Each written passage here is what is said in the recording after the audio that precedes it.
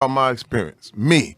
I ain't talking about nobody else's experience, but my experience growing up in Flint, Michigan, where I came up, and I literally graduated in class of '86. The whole auto industry was dying. The crack epidemic was at an all-time high. Flint, Michigan led the nation per capita in murder for almost 12, 13 years straight. I had friends dead in jail. People were dying. It was crazy. And people always want to talk. Anybody who wants to talk about violence has never seen it.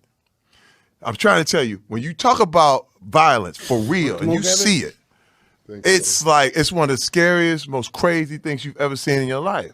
And people want to, yeah, smoke and fight this. And man, when you see somebody get smoked, when you really understand the ramifications of like this kind of thing, man, I beat up my own father. I beat my father's ass as a grown man because he was a drunk. I went through my whole life him beating up my mother. Listen, my earliest memory was him hitting my mother in the face as hard as he could. That's my earliest memory. And that told me, oh, damn, it's his world, okay? And he ruled through intimidation. He ruled through physical force. And we were scared of him, man. My whole life, I was scared of my father. I peed in the bed. I was 14 years old.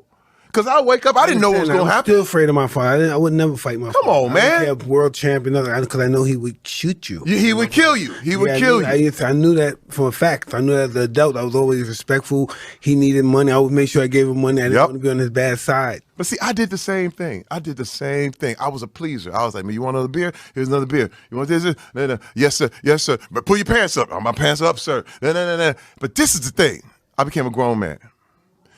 And I said, look, I'm going to bring my family home. I'm going to bring my kids home for Christmas. I'd played in the NFL. I had done this thing. I said, listen, I'm going to bring my kids home for Christmas. I said, please, just don't act up. Just please. My kids have never seen it. My kids have never seen nothing crazy. Man, I bring them home. I'm out there hanging out with my wife and my kids. I'm hanging out with my wife. We about to go out. My kids are left at my home. Man, I get a call from my aunt. Oh, my God.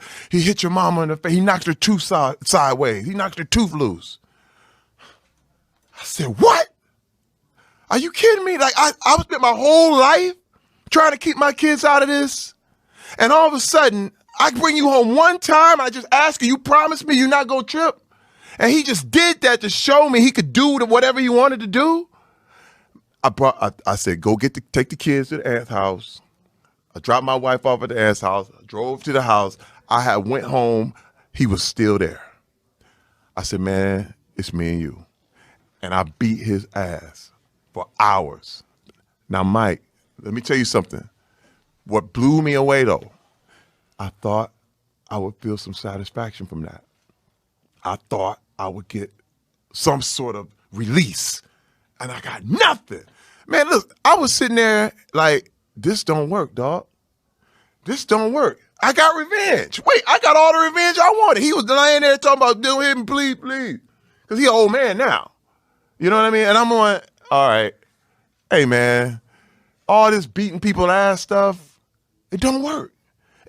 I mean, when you look at the results of what happened, I was like, I was left emptier. I was just like him. And I was done. I said, you know what? It's just not the way. It's just not the way to go. I choose to not go that route. So tell me, do you feel you have a temper? Oh, definitely. Yeah. Oh, that's how you go in the NFL. You play off pain. No doubt. You play off pain. I played 7 years on the NFL on pain. Straight up. I was angry. I was mad. And that's how allow you to put your head into anything. Me too. I did that with boxing. But was tricky. Then I finished boxing. That doesn't work in the real world. It doesn't. No, that stuff doesn't work in the real world. Being tough doesn't work in the real world. You gotta be smart. Homie. It's like the military. Oh, it's like the military. You know, imagine when you're in a war zone. Yeah. You know, Mike, I know vicariously your experience. You know what I mean? I didn't live it, but I know the people I understand you because I feel your pain. I feel a lot of what you came up in. And I understand how you became the best boxer who ever lived. I definitely understand it. But that shit don't work in the real world. No, not a little bit. Man, wait, first of all, I had so many things, man. I would yell. And listen, I never hit my wife. Never did anything like that. But man, I yell the hell out of them. Like, I would create such a scene that was like, man, this dude. And now look, my wife has seen me throw people over her head. But then she was the one who told me, Terry, listen, we gonna lose everything. We gonna lose everything. I had a hairpin trigger. What you say, nigga? What you say? You know what I mean? That's all it took. And all of a sudden, I was snapping. And dude, listen, can I tell you something to you? I'm glad you didn't reach that level yet. See, I was that guy tripping, hitting people because they fucking with me too much for autographs. I fucking knock them out. Yeah. Or something, I break their fucking jaw. Next thing, but know what? I started signing those checks, and that what broke my spirit. Oh, these are getting $4 million. I don't even know these guys. $8 million. I don't know these. Who are these guys? Just because I was stupid, I was, I hit these guys, man. I had Pepsi-Cola commercials and all that stuff, man. Right. Now I became one of those crazy guys that scared of me and stuff. Right. You can't do that. You gotta be cool with that. You gotta control your temper because they'll freak out. Those people in Hollywood that's down with you, they'll freak out.